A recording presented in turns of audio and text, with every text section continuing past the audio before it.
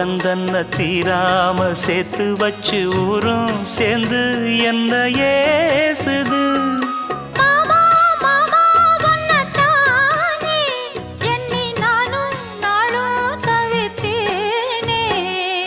கூண்டுக்குள்ள என்ன வச்சு கூடி நின்ன ஊரை விட்டு கூண்டுக்குள்ள போனதென்ன கோலக்கிளியே.